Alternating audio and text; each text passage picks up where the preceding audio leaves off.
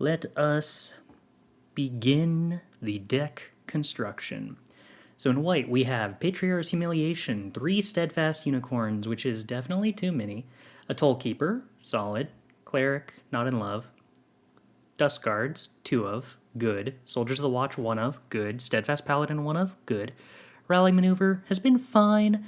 I didn't realize, apparently you can't target the same creature with both halves of this card, which does actually make it a little bit weaker than I was originally anticipating. It's kind of sad. We've got an Icewind Stalwart, a Devoted Paladin, a Stick Together, and a Pegasus Guardian. Oh dear, I'm going to have to evaluate Stick Together again, huh? But spoilers, we have a single creature in white that actually works, unless I want to play Dawnbringer Clerics, which aren't actually good. I really hate Stick Together. Like, I know it isn't always bad, but it's so weird that every time I open it, it looks bad. Blue, I mean, it has like some decent removal and some decent top end, 2 Sword Coast Serpents. This is not the most embarrassing blue pool I've ever gotten. It's just mostly embarrassing and not worth considering. Black has a Gate, Ghast, Ghoul, Prowler, kind of solid, Slod, Spawn, Hourglass Coven. Ooh. Okay, so that's actually... Hourglass Coven's really appealing, but the rest of black isn't crazy deep. Red has a Warcaller, a Battlecry Goblin, 2 Dragon's Fires, Hobgoblin Captain, Karlach, Unexpected Allies, Beetles, Weaponry, Fury, Provocation, Fireball, Red Dragon. Oh, the red is very good. Let's see. The white also has a lot of depth. So in red, I want probably allies. In red, I want all of this. If we played black, it would probably be... Oh, wait, do we have any multicolor stuff? There was the Sentinel Worm, I guess, is interesting. And a Pilgrim's Eye is moderately interesting. But not much else multicolored. So then we have Shambling Ghast, Ghoul, Prowler, Slod, Spawn, Hourglass Coven. Okay, so I could play Windfall, I guess. I have enough 2-drops, I don't need to play Barbarian.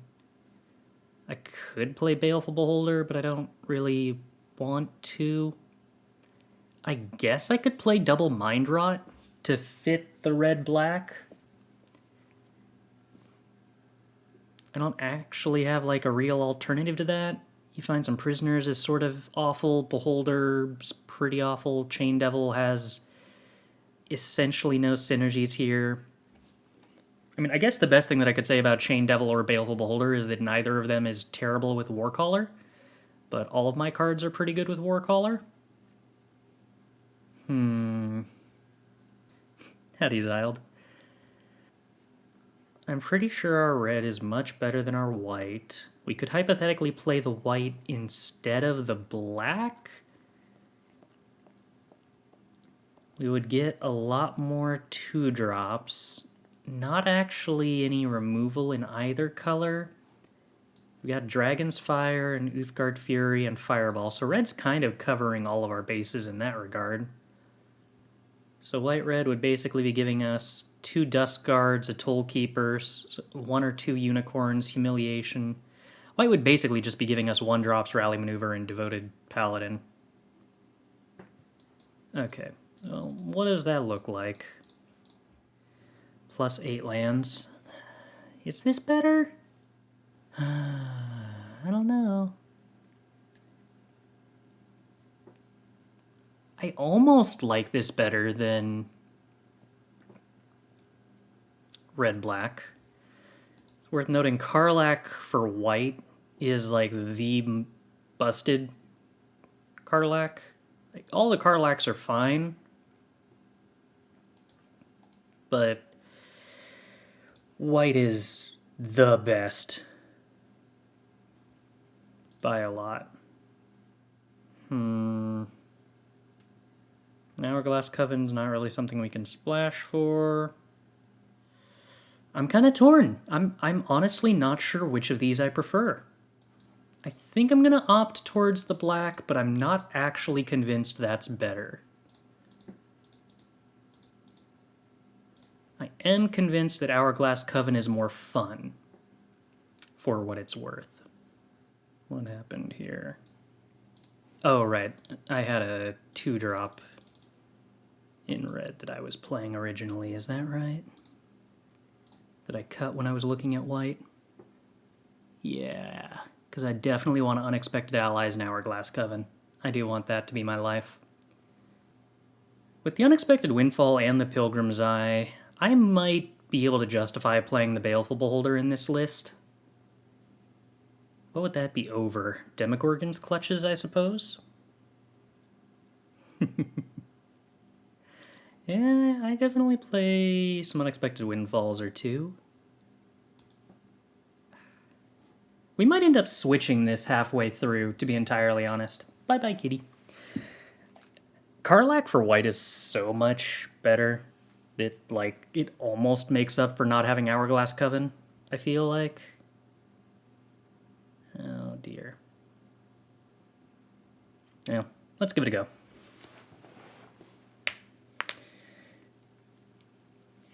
I do remember that opponent with like 3 Karlachs.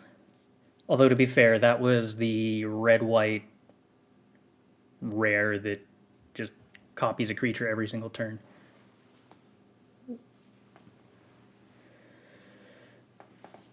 That is a very, very busted 3-drop card.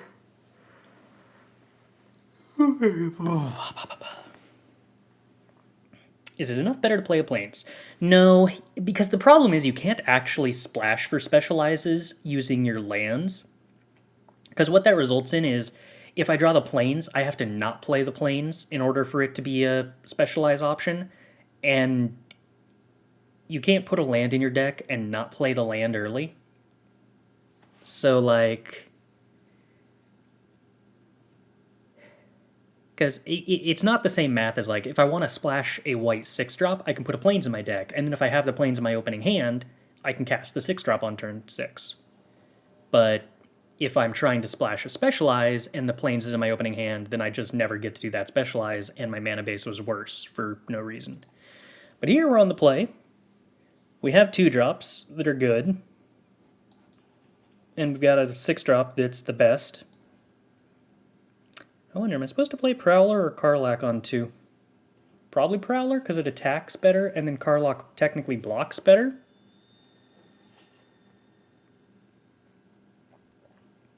Because my opponent plays a 1-3, Karlach doesn't do anything, but Prowler,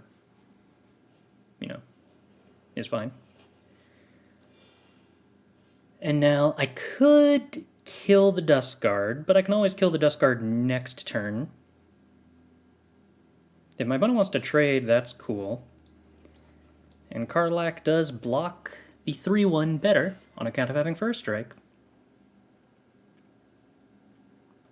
So now next turn I weaponry something, and then on turn 5 I play Hourglass Coven, and that's probably good? Okay, so they have indestructibility. Meaning I actually want to force them to use the indestructibility so that I can actually kill it with weaponry? Plus, Karlach in my graveyard is, like, fine. Ooh, and they missed a land drop. We take that.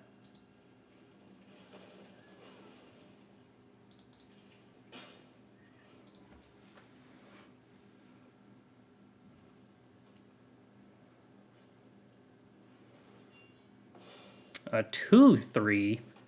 Oh, dear. Oh, that also exiles my Karlach.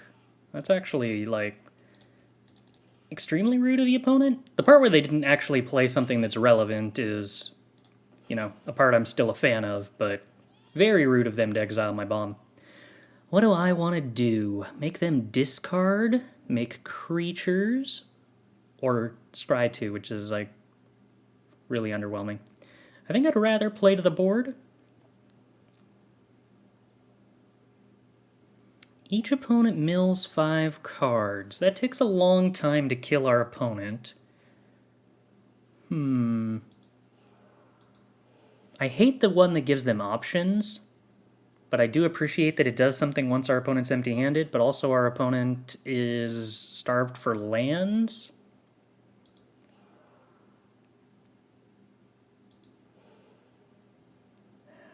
So many cards in hand makes me value making them discard a lot less, though. Huh. Alright, I'm gonna go for the mill.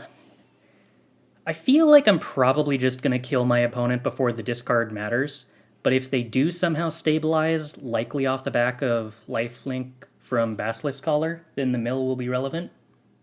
They're all the same card. They're almost the same card, except for all of them doing different things. Haven't seen this before? Oh yeah, this Hourglass Coven is by far and away the best card in this set. For sealed, anyway. Oh, look at all those lands we just milled. Delicious. Alright, well, let's go ahead and attack with everybody, and then when they double block something... Oh, we Dragon's Fire to blow them out. Or they can just concede. That's also an option. Yeah, the Witch, like, is 9 stats for 6 mana spread across 3 bodies that don't die to a single piece of removal. And also the effects you get to draft from are, like, very powerful. It's make your opponent discard every upkeep, or make a 1/1 every upkeep, or mill 5 every upkeep, or drain 2 every upkeep. There's a couple of them that are kind of whiffs, but most of them are just really, really, really, really good. Alright, well, Dragon's Fire on 2 is not the ideal 2-drop, but I will always accept drawing Cobalt Warcaller on turn 1. Hypothetically, we should draw this on turn 1 in 40% or in 1 out of 40 games, and it feels like that's happening quite a lot more often than that, so that's cool. Giant Fire Beetles enters the battlefield tapped. Understood. That means giving it haste has a lot less utility.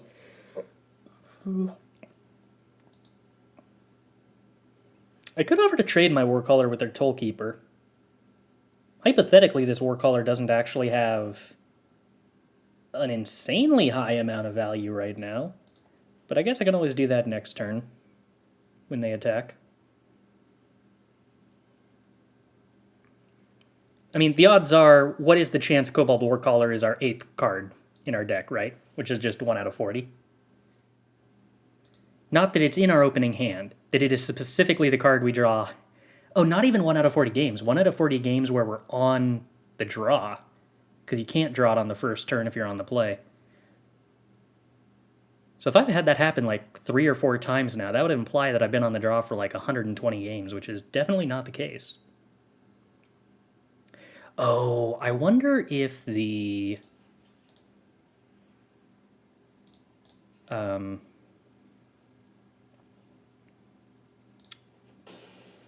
whatchamacallit? The best of 1 algorithm changes that any? I don't know. I don't think it would.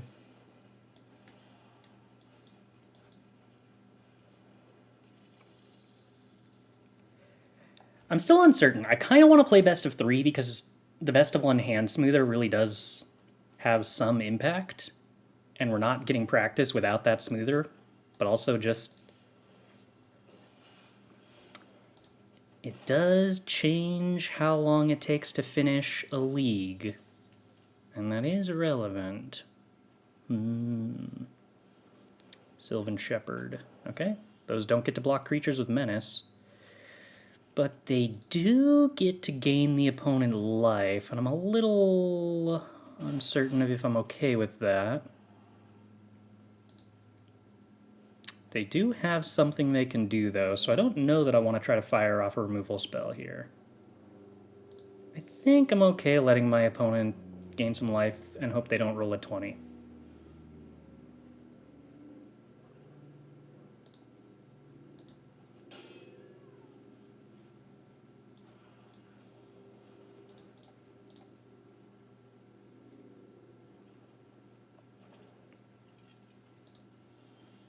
Oh my. This is a little bit more flooding than I was expecting. Band together. Okay. So what if I try to use a removal spell in response? Presumably you have a protection spell? Oh. Okay. Well, that still doesn't actually work well for you, opponent. Because I still got a 1-for-1.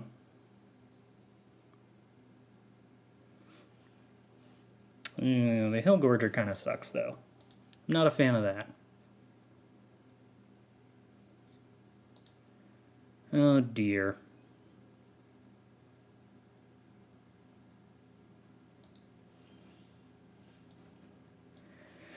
Well, a flyer is something at least.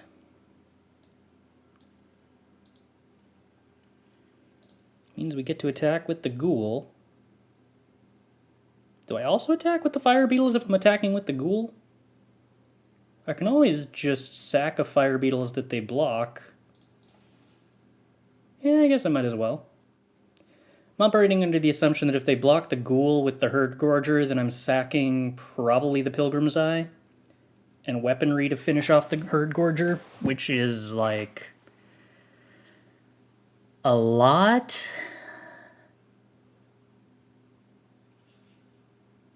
And if they block like this, then I just sack this beetles that they block.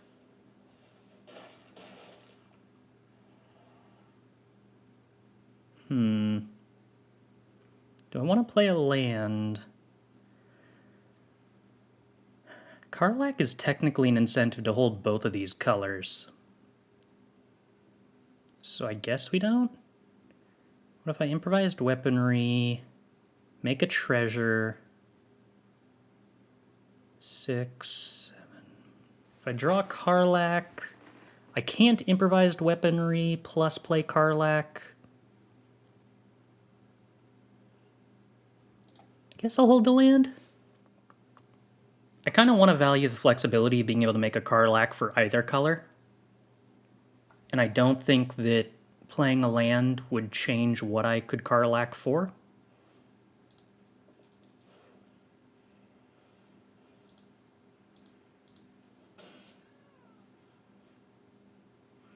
Oh dear. So best case scenario, we top deck Provocation and steal their Herd Gorger, I believe. I feel like they're pretty likely to just play Pegasus. Yep.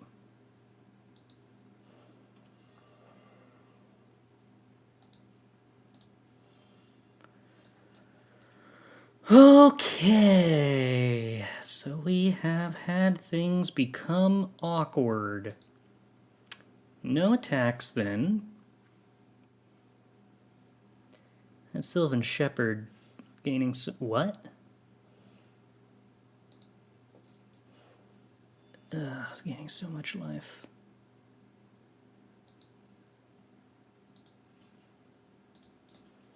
Okay, so what do you do if I block like this? You just do damage to the ghoul and then you're fine with that? I wonder if I'm supposed to triple block this shepherd, actually.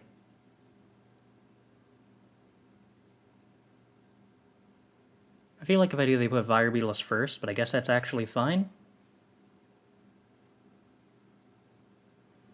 Yeah, because now I have to sit here and wonder if I'm supposed to sack something and get blown out by a removal spell.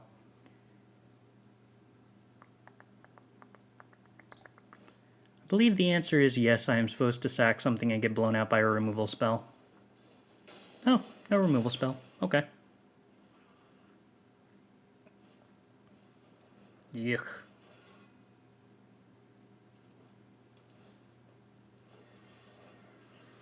Battlecry Goblin. Is that lethal? So let's say I improvised weaponry the Paladin. And then I activate Battlecry Goblin and swing, and they block the Battlecry Goblin, and I have a 1/1, a 2/2, a 3, and a 2/2. I get to... They have one unknown card. This is definitely happening.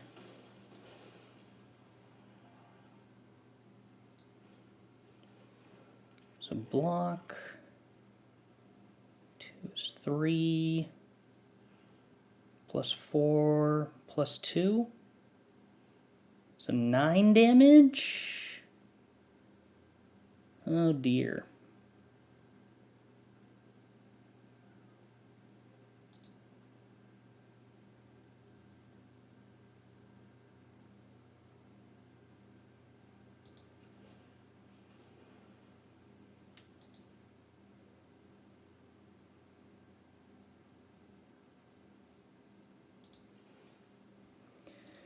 I guess gotta leave a blocker back.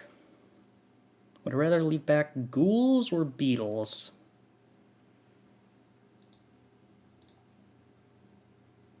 Ghoul probably represents slightly more damage.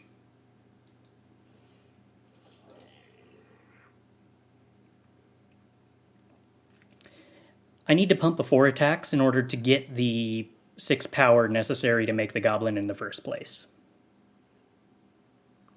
No point to attacking now? I think there is a point to attacking now. We get the goblin for 1, and we do the damage, right? If I pumped once and attacked, I would only be attacking with 5 power of creatures. Can't attack at all? No, I can block. We're not dead.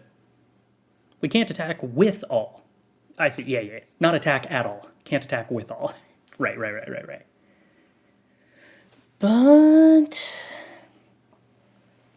So the opponent essentially kind of has to attack with Hill Giant. I guess maybe not.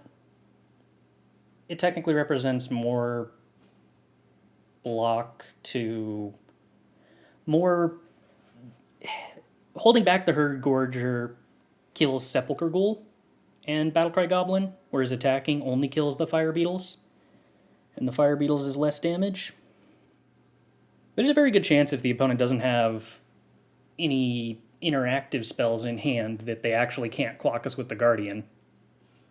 Okay, so they do clock us with the Guardian. Alright, opponent, what's your plan for staying alive on board then? Also, attacking with the Guardian instead of the Herd Gorger was just wrong. Like, the Herd Gorger actually kills Fire Beetles while removing 1 blocker. Attacking with the Pegasus, it puts me on a 2-turn clock, yes, but it means I have more power to attack with. More lands. Alright, opponent. Well, you decided to not do anything, so... I mean, you attacked with Pegasus Guardian. That means you have a plan, right? They basically have to block the Guardian, or the Goblin and the Ghoul. And I'm going to pump 4, 10, 5. So, 1 piece of interaction does keep them alive. And if I had played my land earlier, it would not. Because I can only pump one of these goblins up to 5 power. Oh wait, that's not true. 4, 5... No, I can get up to 6. Oh, okay, sweet. No, I got exactly enough. They just don't have the capacity to hold off lethal if they only have a single removal spell.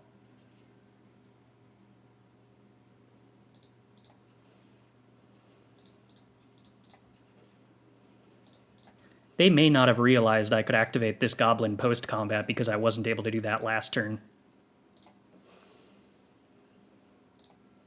Boop, boop, boop, boop, boop. Okay, yeah, they just literally couldn't attack with the Pegasus Guardian. I guess they were also dead on board, even if they held it back, huh? Oh, no. Okay, so they could have blocked... If they'd held the Pegasus Guardian back, they could have blocked all 3 goblins and left the Ghoul and the fire beetle is unblocked, and then I would have only done 6 to them.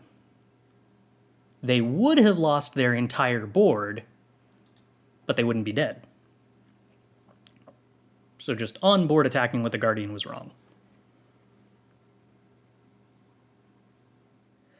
Alright, on the draw, we have a Prowler and a Dragon's Fire, which are great, and 2 Demogorgon's Clutches, which I'm not excited about, but at least they are castable cards, technically.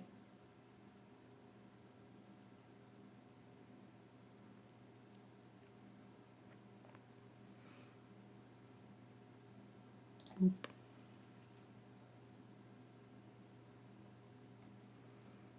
The creature in this card is kind of weird because it's supposed to be a Gorgon, but like it looks like a Venus flytrap monster.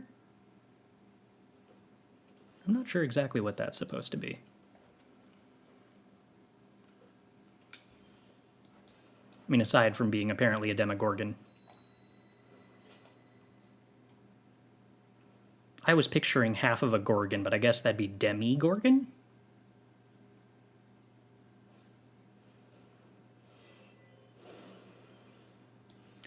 So let's see.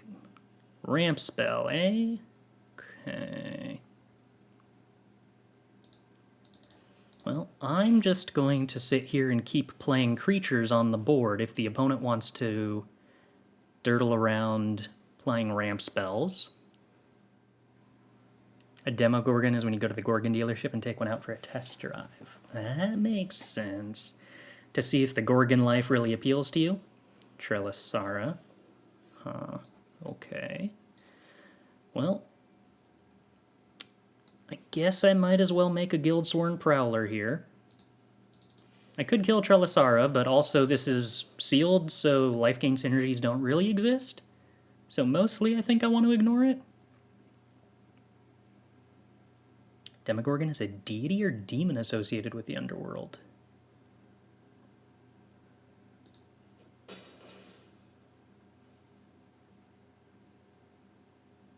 Oh, okay. It's a misreading of Demiurge. That still doesn't really explain the plant monster connection, but at least explains what the name is. Yeah, there's our life gain synergy. 7/6 is a tiny bit annoying, but at least Trelisara I can basically completely ignore. Okay. You're holding that back because I guess your intention is to block Guildsworn Prowler? Sure. I don't think I'm going to get too much better use out of Dragon's Fire than this. Alright, are you trading your 7/6 with one of my 2/1s just to reduce the amount of damage you're taking, opponent?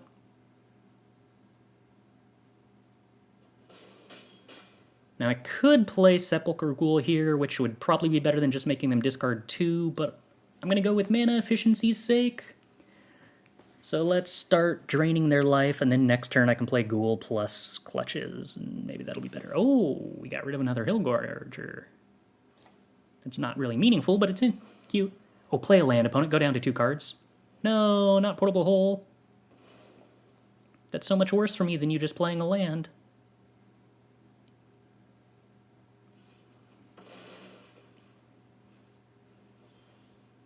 Yeah, it's fine, though. Let's mind rot the rest of their cards. We'll hold on to the mountain because I can totally remember that I have Unexpected Windfall in my hand. And then we're just going to keep punching the opponent. Alright. I gotta say, mind rot doing 2 damage. Legitimately pretty cool.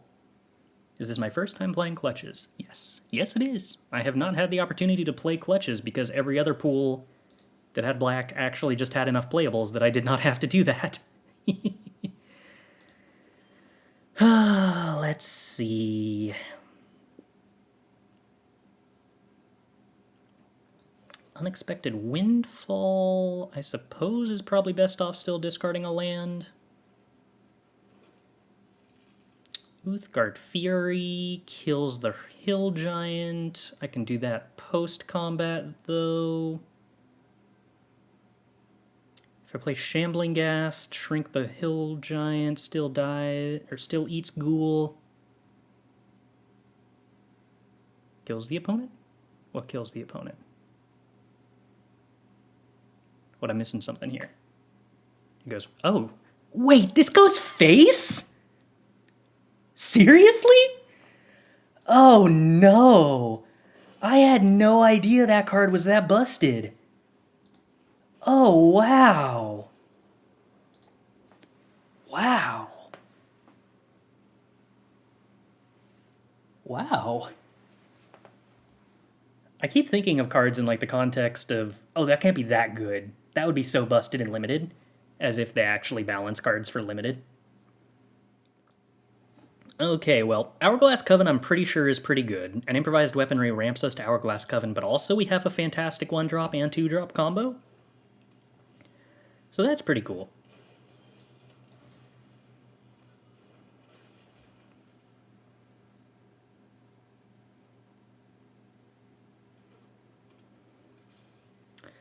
Do we want to trade Ghasts? Dear me. Probably not. Ooh, the Hobgoblin Captain normally quite excellent, but a tiny bit worse against Shambling Ghast. So by not blocking the Ghast, we exchange 2 damage, although that wouldn't have necessarily been the case if they'd actually played a 2-drop. Underseller Myconid. Okay. So if they attack with Ghast, we can block. If they try to kill our Ghoul, we can sack our Ghast to kill their 1/1.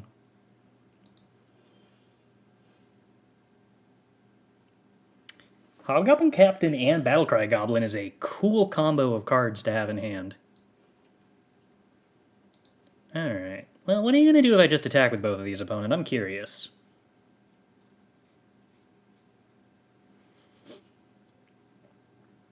Just block the Ghast, which results in me killing your Ghast. Just trade the Ghasts. Okay. See, I like that part because that results in me getting a treasure. And then improvised weaponrying their Myconid. And then next turn I just play turn 4 Hourglass Coven, and that's probably pretty good.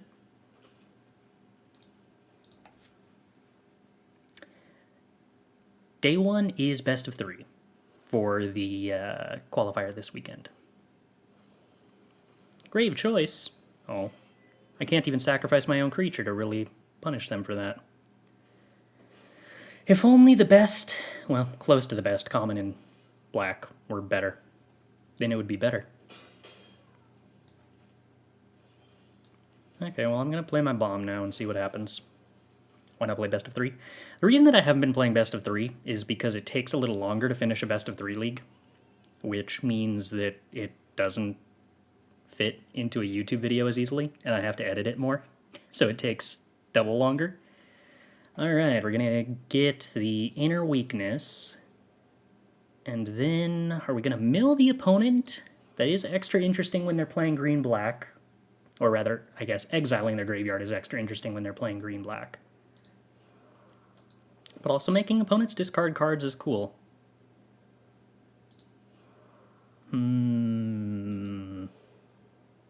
Alright, what the heck. Why not kill your opponent by milling them? Been finding value in learning to sideboard appropriately? I basically never sideboard in Limited, ever.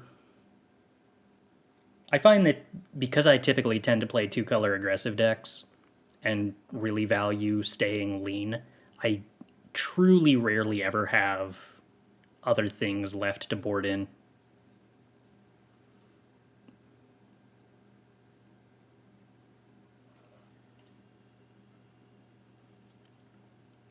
I know people tend to, like, talk up the idea of sideboarding into alternative decks in Sealed based on your matchup against whatever decks you're getting paired against.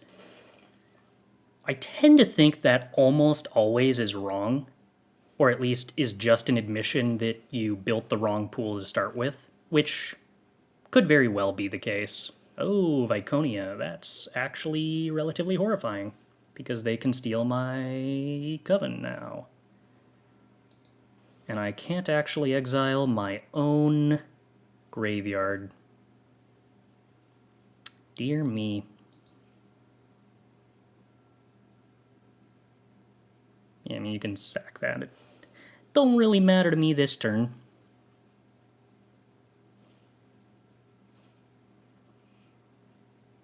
Unexpected allies. Get another Hag of Inner Weakness, I guess? Costs 3 mana to play, though, so I can't do that this turn. So I think this is just the turn where we're going double Goblin Life.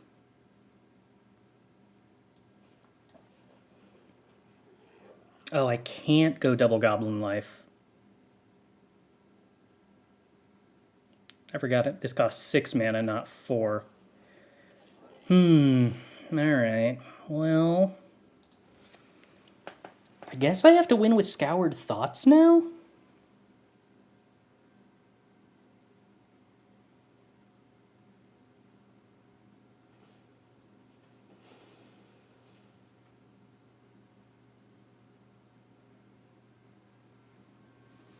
This would be a weirdly fantastic spot to top deck the Mind Rot.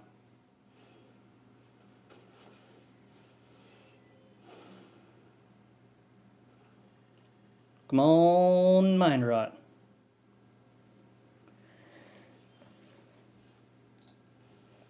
Should I shrink the Viconia? I don't think that matters. Shrinking the 1/1 just results in them pumping Ghoul. But that's also probably good. Mill is the most likely way I think I win this game now.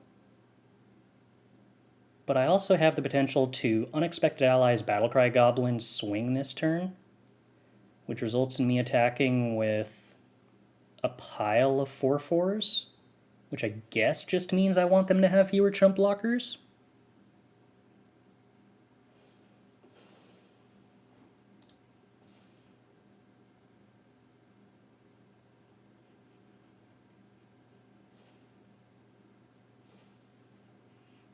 No Mind Rot today. Okay, let's see. I do not believe there is much of a way around Unexpected Allies on Battlecry Goblin being correct.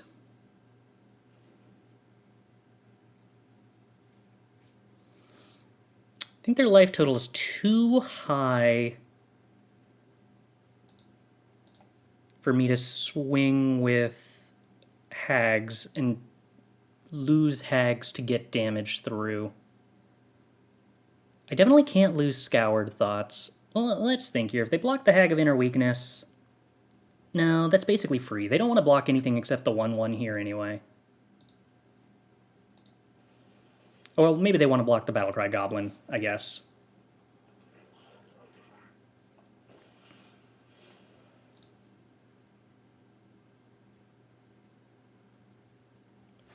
How'd he go, Caliper? Yeah, that makes sense. That makes sense. That's kind of what I was expecting.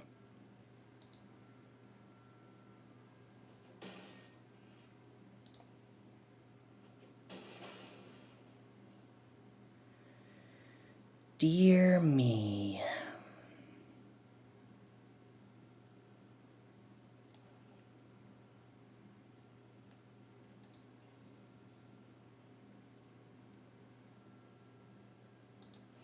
Alright, I guess let's play Slot because it actually does get to attack in next turn.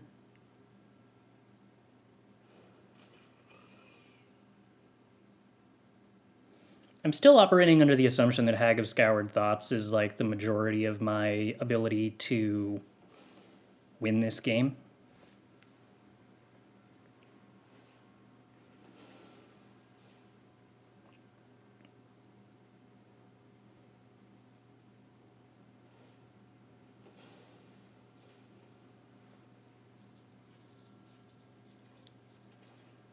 Land drop, Coven, drain 2.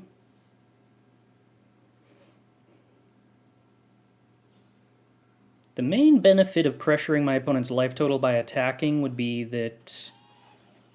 Oh... I potentially force them to block with something. Now that is not the case. They are just going to siphon me away.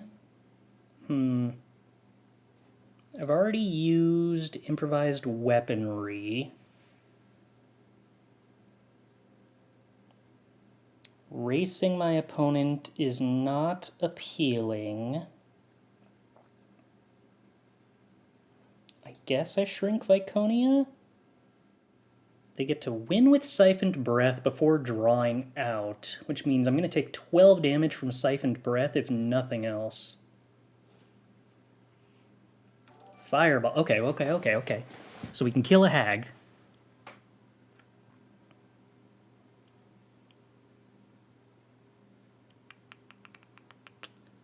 Not swinging... I think I just have to fireball the Hag of Siphon Breath. I don't think that I can make, like, attacks here and then hope my opponent blocks. I think they would just not block if I attack.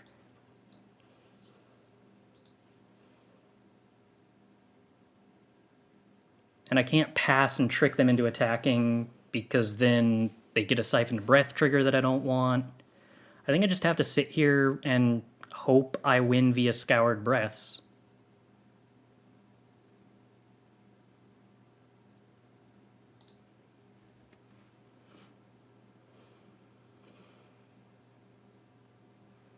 Inner Weakness only does -1 toughness, not -2.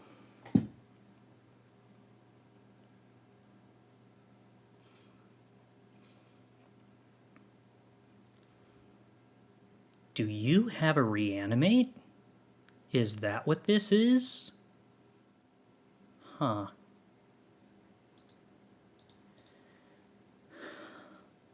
Reanimating for Hourglass Coven. Oh, the mill is a May on the 5-mana reanimate.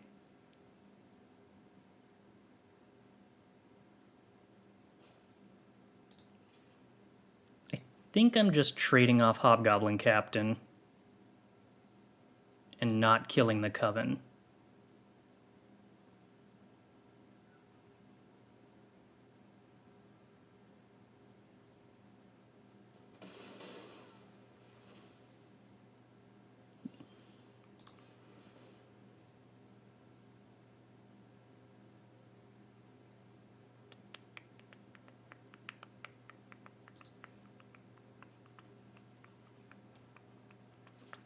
Okay, opponent's down to 6, so they have to kill me next turn, or kill Scoured Thoughts.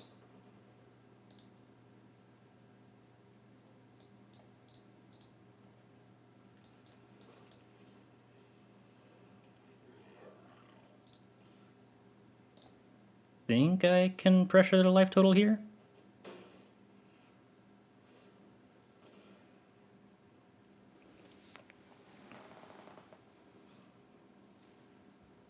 Alright. Either me or Scoured Thoughts opponent's gotta be one of the two. I'm assuming in this position that holding back Slod to block wasn't relevant when I have 3 chump blockers anyway.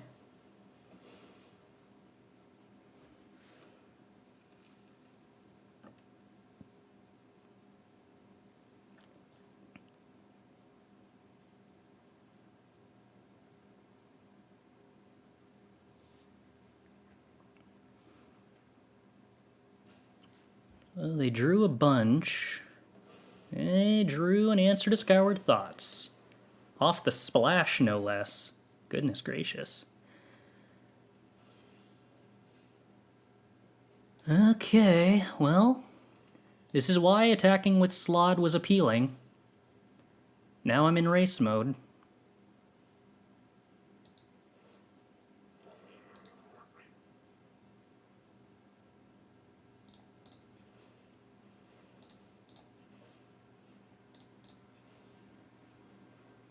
How much damage is this? It seems like a lot of damage. Oh, it's lethal. Cool. Okay. Maybe you should have blocked opponent. Woo! Alright. We beat Witch's Coven. And all it took was a Witch's Coven.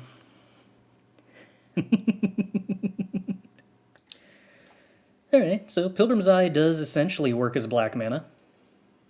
Shambling Ghast is mean. Yuck.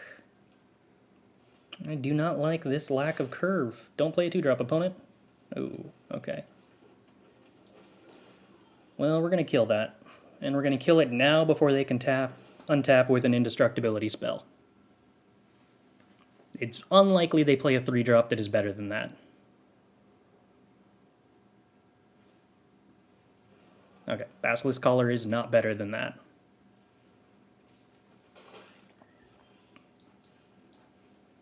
As tempting as playing Giant Fire Beetles is, I kind of want to be able to play a black spell if we were to top deck one.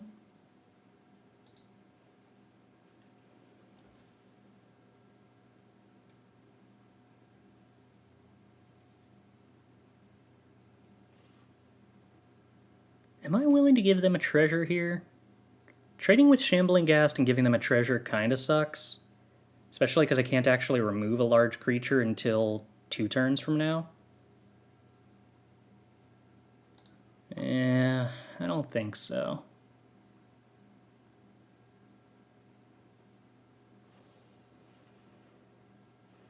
Okay, so they're missing a land drop? And found it off of that. That's the only reason I can imagine using Valiant Farewell. Slod, you're not helpful.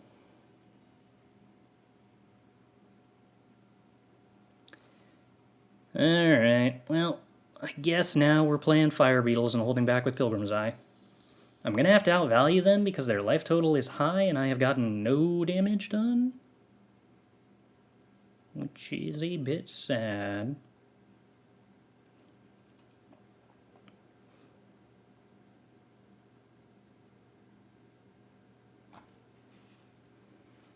Yeah, if you want that treasure, you're welcome to it now, opponent.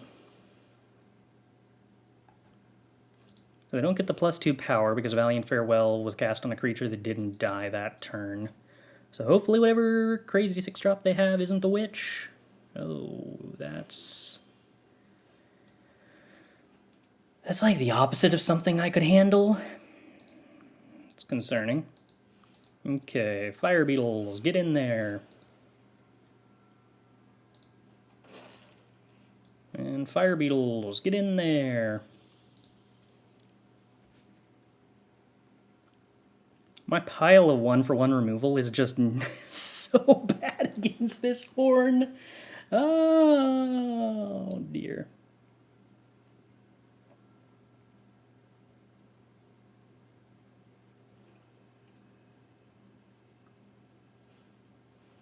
Chain Devil. Gross. Did they just choose to sack a 4-2 instead of a 1-1? Okay, I'll take it. I presume there wasn't a good reason for that.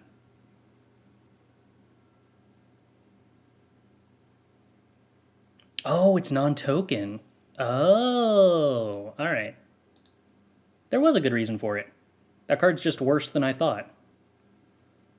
Am I supposed to Dragon's Fire a 1-1? Is that really what I want to do? It's not really what I want to do. I think it's not what I want to do. Oh dear.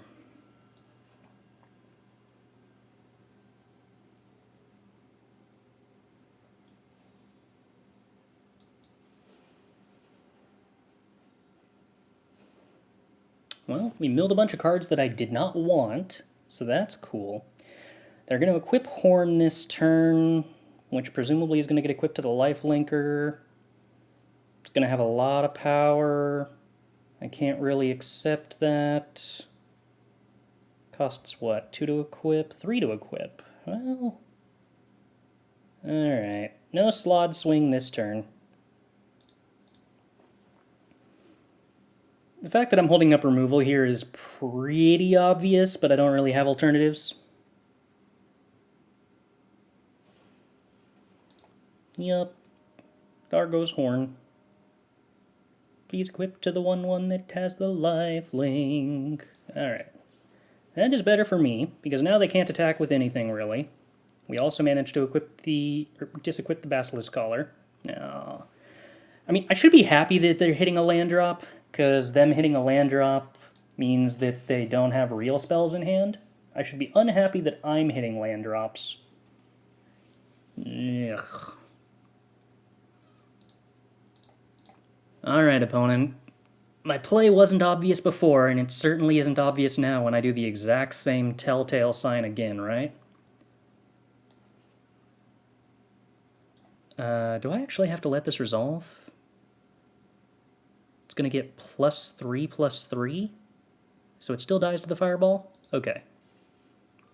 Because they can actually re-equip the horn here, and I don't want them re-equipping the horn. I forgot that pumps it. But also... Pass 2 attacks. Kill. 2. No, I don't want to take damage.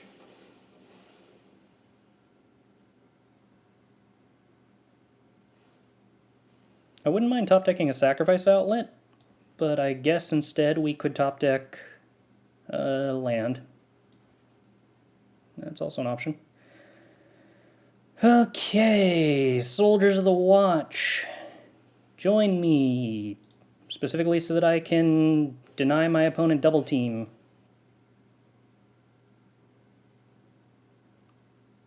Is that a good reason? Probably not. But it is a reason. +3/+3 on the soldiers trades with Slod, so we do get to dirtle a bit, provided that they don't play more creatures. Would love my opponent to flood out. It would only be fair. They do have to attack with the soldiers. Okay. I'm just kind of getting shredded by this horn. If they have a combat trick, yeah, I was going to say, Hippogriff is the only one that makes sense, otherwise they would have swung with the 1/1s. So that's bad. For me. Okay, well, Red Dragon's a castable spell at least. It's not really good in this position, because somehow I'm on the defensive, but it exists. Okay. Well... Not a fan of my opponent continuing to have really good cards. Stop playing things. Top deck lands, opponent! Ah! Alright, Chump Block, top deck, Coven, have chance, Karlach. Have white, Karlach? Alright, well, that's kind of like card advantage.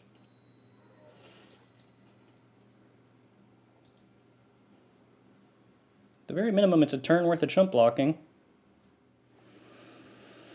Unfortunately, we're really dead, though.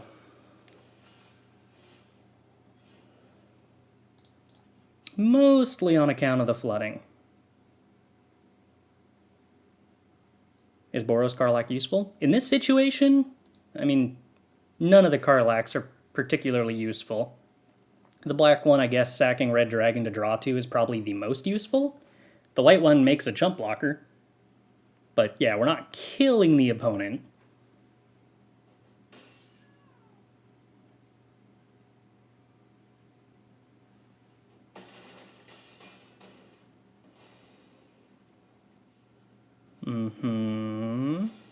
So that has to die.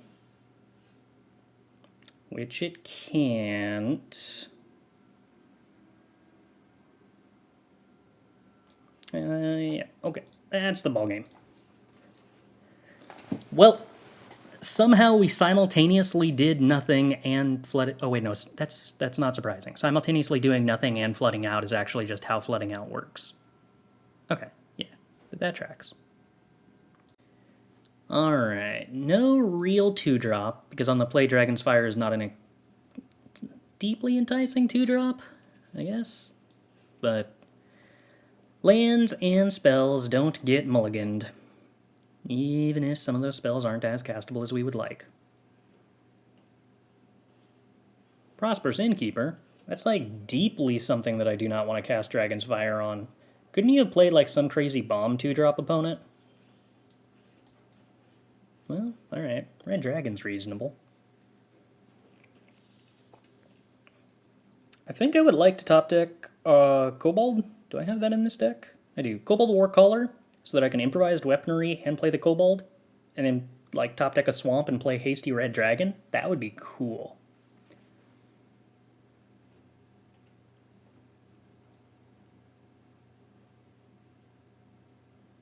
Alright, opponent, what are we ramping to? Circle of the Moon Druid. Do you have any idea how hard those things are to kill? Given that they don't die to improvised weaponry? Wow, this is a lot of Dragonfires. I actually could Dragonfire the Circle of the Moon Druid because we have Red Dragon in hand. I kind of forgot about that. Is that better than just improvised weaponrying the Innkeeper and attacking? I mean, not taking 4 damage a turn from the Circle of the Moon Druid is pretty cool. Let's make no mistake. I don't actually think that I want to kill the Circle of the Moon Druid. I think I just want to get aggressive.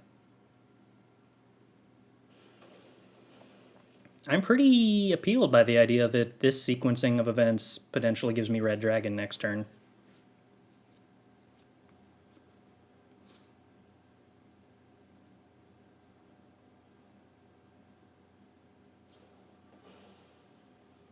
Did they just sack a treasure to cantrip? Cool. Cool. I feel like I'm okay with that.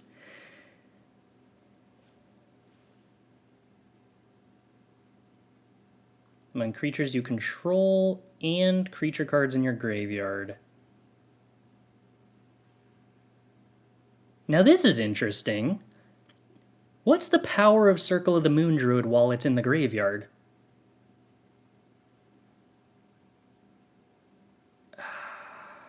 I forget layers. It's a 2/4 in the graveyard? Well, we gotta do this for science. It might not be. Power and toughness defining abilities are sometimes active in other zones, but not that zone. Maybe because it's also a type defining ability?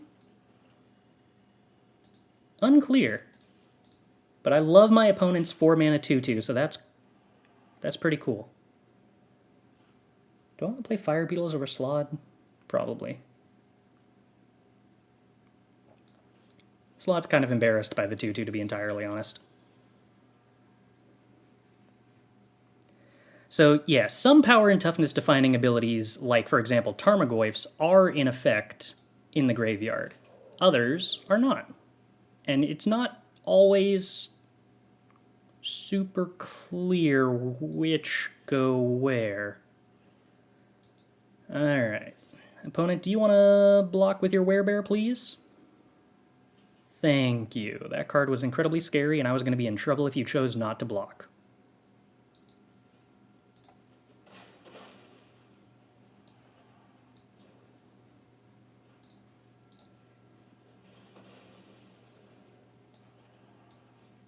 I guess I should play the Ghoul because it can actually attack through the Dragonborn, whereas the Slod can't. CDAs have asterisks. Is that true for every single one?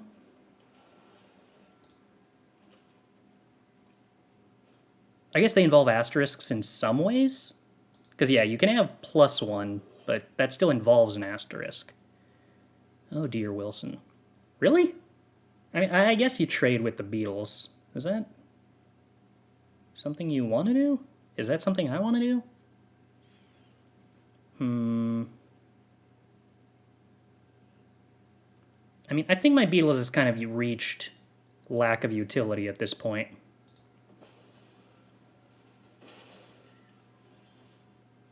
Windfall?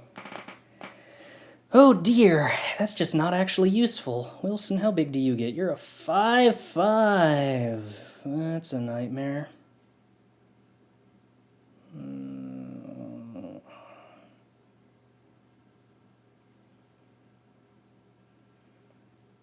Golly, this hand sucks right now. I mean, I probably should just cast a Windfall here, discarding the Slot, and try to find some set of bombs.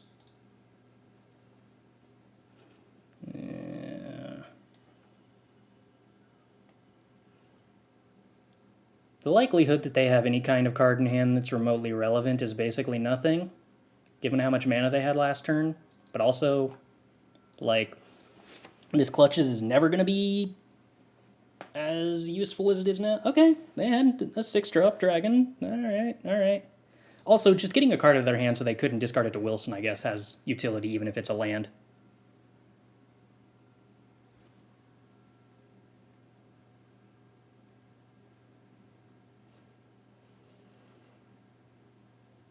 That feels like a mistake, opponent. You absolutely should have copied that Wilson.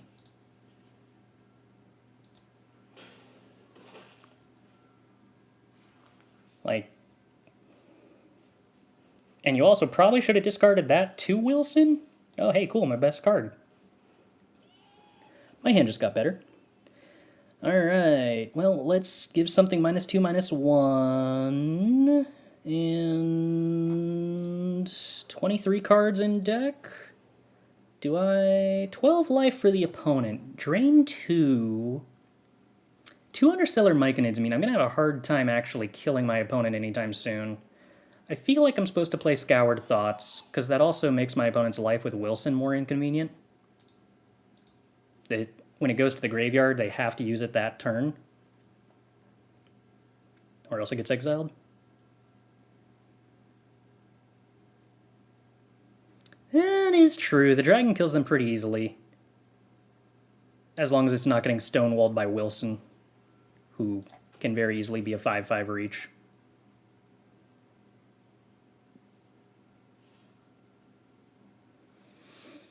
Okay, so you perpetually give reach to Myconid. I'm kind of interested in just trading Covenant Ghoul. Did I actually put the Reanimate in this deck? I did not. I'm thinking of a different deck. I kind of feel like I have to double block here.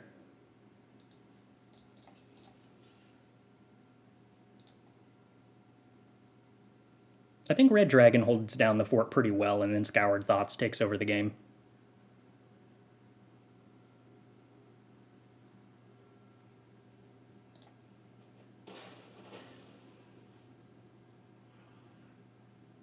So they should pump the 1/1 on board here, so that it doesn't die to Inner Weakness.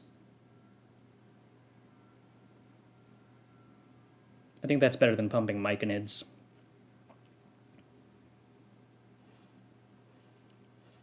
But they pumped the Myconid, so we get to kill the 1/1.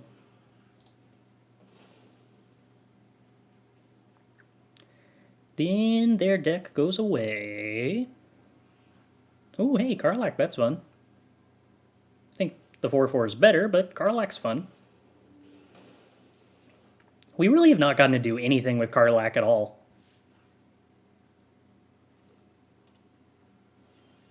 Okay, well, don't really want to mess with wards, so I guess we're just going to shrink that one.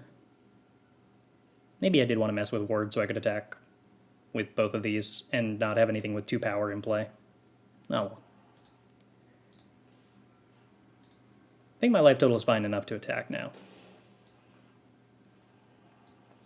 Given how bad their draws were, I suppose it would have been better to have gone for the drain over Scoured Thoughts, but I kind of stand by diversifying my ways that I was clocking them. If I had the drain, they would have had more turns worth of top decking and not been pressured into attacking with the Wilson.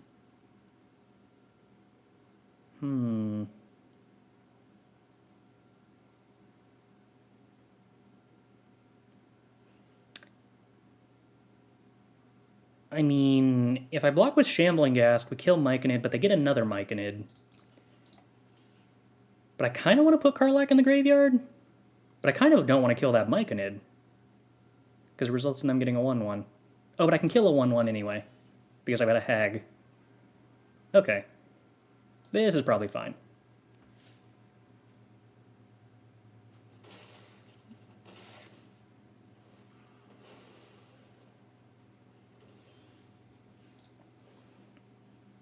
Boop. Alright, so if we draw a red card, we win. If we draw a black card, I don't know what happens. We draw a black card. So now what happens? So let's say we put them to 4.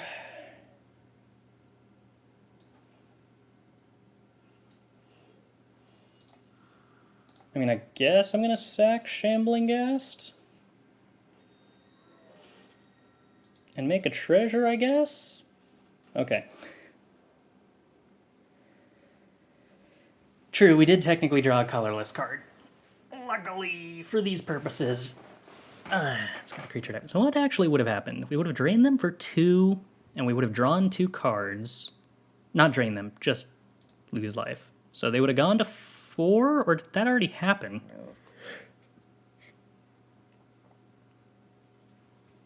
Wait, I'm confused. Weren't they at 8 at the start of this turn?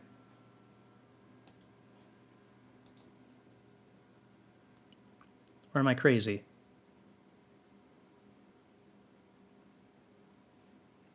Maybe I'm crazy? Maybe I'm crazy. So they would have gone to 4? Drain did already happen, despite the fact that graphically it's still on the stack. Okay, perfect. That's what I thought. So the game is just displaying an impossible board state. So they go to 6, swing with everything, block, block, take 4, take 2. Okay, so yeah. That's actually relatively simple. They were just dead. Yeah, they die either way to an attack call. I was just stopping before the math actually became readily apparent.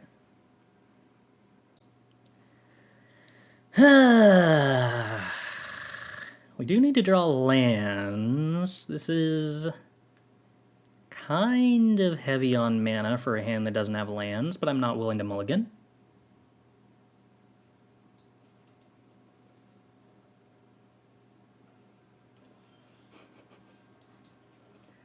Okay, well, I'm pretty incentivized to Dragon's Fire literally any 2-drop they play here, because I'm unlikely to have another turn worth of free mana. But we did draw land. That's great. That's great.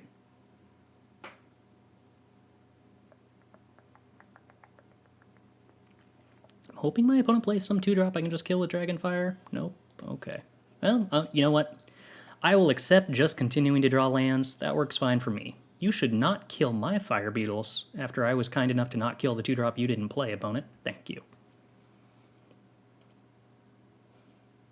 Aww. Opponent, you can't just sit here not doing anything. That makes it really embarrassing for me to have to sit here and not have anything to do. I'm assuming at this point I just want to mitigate the risk of flood, so I should Unexpected Windfall discarding Mountain. Blessed Hippie. Okay. So I could Mind Rot plus Dragonfire that, which is kind of card advantage. Definitely think I'm just supposed to discard lands. Alright. We draw things that aren't lands. That's fine. Okay, there's our land. Perfect. So, what would I like to do here? Play Battlecry Goblin? Yes. Kill the Hippogriff? Well, I don't actually know if that even matters. I could play Uthgard Fury on the Hippogriff and just see if that tricks them into using their indestructible spell to protect it off of the treasure. Hey, Grogoth. Thanks for the sub. I really appreciate the support. Yeah, Fury does play around Hippo number 2. I'm kind of wondering if I just don't bother killing the Hippo, though. I could just play Battlecry Goblin in clutches. Yeah, Fury and they Hippo on accident is legitimately one of the more interesting possibilities here. Okay, but they don't have priority there, so I don't think I can bait them into Hippoing. So I think I just clutches. I don't know. Maybe I'm supposed to value removing stuff on board more.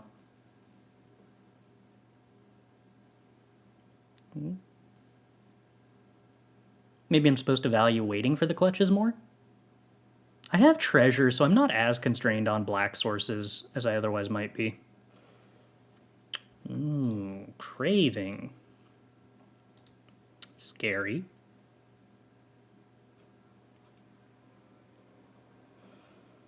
Champions of Tyr? Oh my gosh, that card's absolutely horrifying.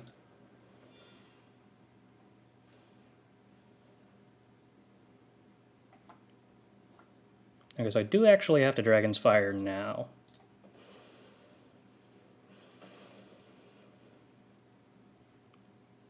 And the ability fizzles, so it doesn't actually get nerfed.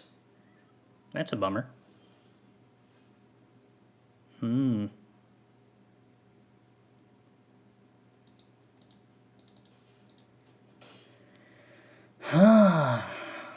So I can't Fury plus Slod. Oh, it was bad. I was supposed to pump the Battlecry Goblin if I was going to play Slod, which is what I'm doing. 1 point of miss damage.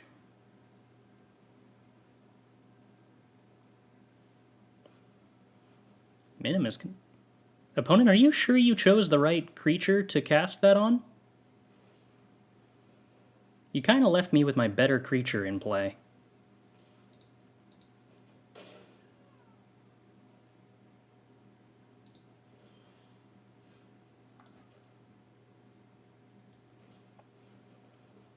Pilgrim's Eye. Oh, this is awkward. I can't get...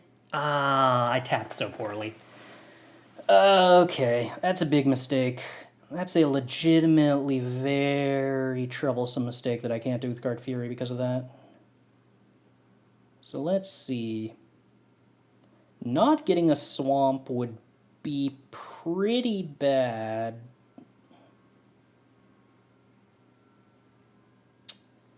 I might just now have to use this treasure to cast the Youthguard Fury.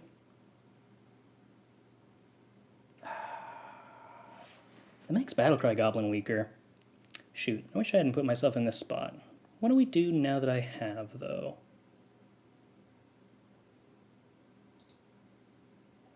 I think I'm legitimately supposed to get a mountain. I think not using this treasure is a pretty big deal when I have Battlecry Goblin, and cracking the treasure for Battlecry Goblin might legitimately be lethal at some point.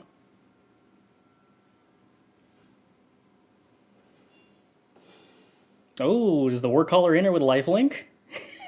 It probably does, because it gets a lot of bonus power right now from Craving. No, they just put a counter on it. Oh, to force the trade with the Battlecry Goblin. Yeah, that's reasonable.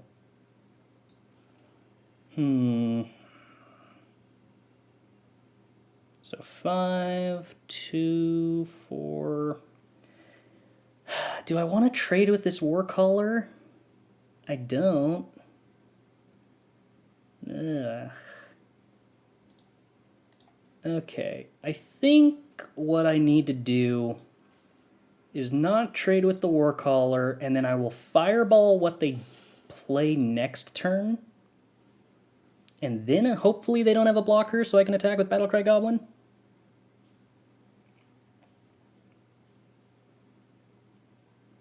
So yeah, I could Fireball at sorcery speed there. That is true. To push through a little bit of damage. But I suspect it is better to Fireball later, while they potentially don't have the Warcaller sitting back. But they do choose to keep the Warcaller back. Oh well.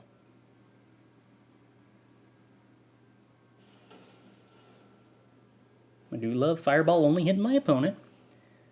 So we now have 2 nerfs on Craving. Karlach, are you a goblin? No. Bummer.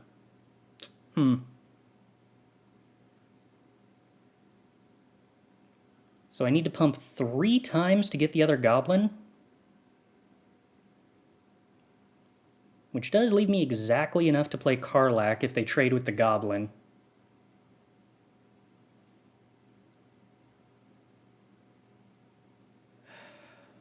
Is that worthwhile? I legitimately don't know if that's worthwhile. I'm going to operate under the assumption that I don't think that's worthwhile. Because next turn when I swing with Karlach, I have to pump the Battlecry Goblin before attacks a lot fewer times, which makes the Goblin do more damage. Or which makes the other Goblin do more damage.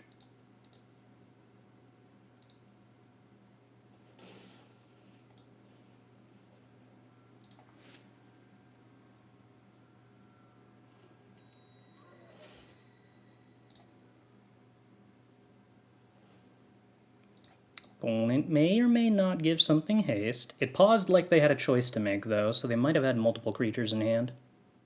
They've been missing land drops, so if they do have a creature, there is a pretty strong chance that it costs 7 mana. Which is a tiny bit horrifying. Okay, well... specializing Karlach for black does not seem the most exciting here. I think I'd rather have this swamp in hand than a treasure. So I guess we're activating this now so that we can swing. Oh, do we have a removal spell for Battlecry Goblin? Oh, Fireball. Okay. No, 2 damage to the opponent. I dig it.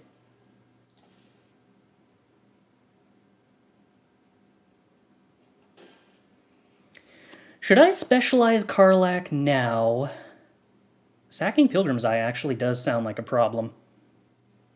Because that getting in 1 damage would be a pretty nice perk.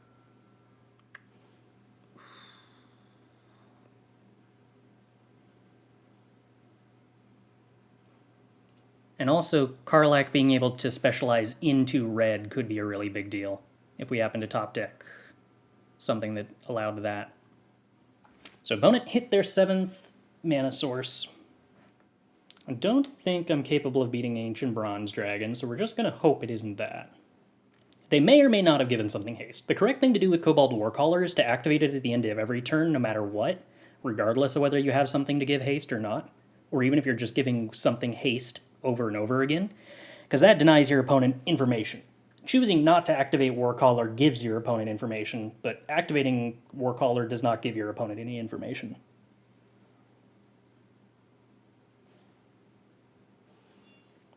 Ooh. Null Hunting Party. Attacking, not attacking. Okay.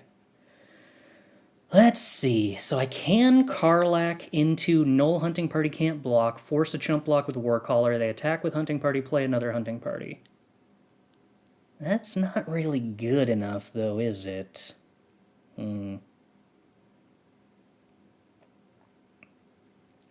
Dear me. So if I swing with both, they chump with Warcaller. I think I like that. Oh, also we have the Fury in play. So that's also interesting. Because it does mean that the Hunting Party takes permanent damage.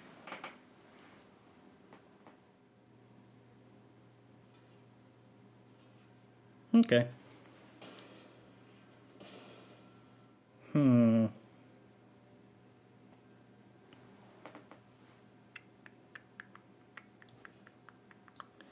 think we play Hobgoblin Captain now. There's the potential to attack as a first striker. That really won't be very relevant into a 4/4 if they wind up playing it.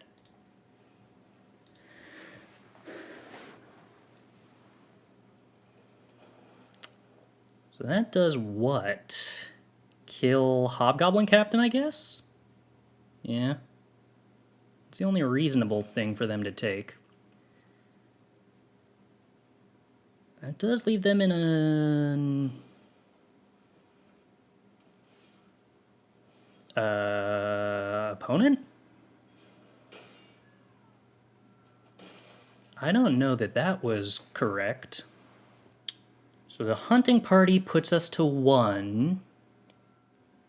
Red Dragon puts them to 1. It's lethal? I don't believe that... Oh, it deals 4 to each opponent. Oh, it is lethal. Okay, fair. I thought I did 2 for a second.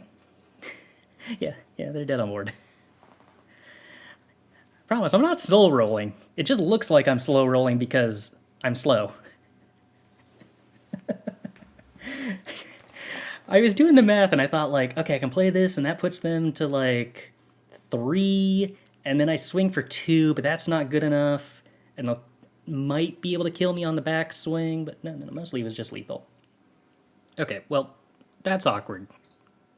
because we did just play the last match, and I forgot to hit the record button for YouTube. But also, we played like 3 cards and then the opponent conceded before like anything had happened that was relevant. So maybe it wasn't worth being on the VOD of this anyway.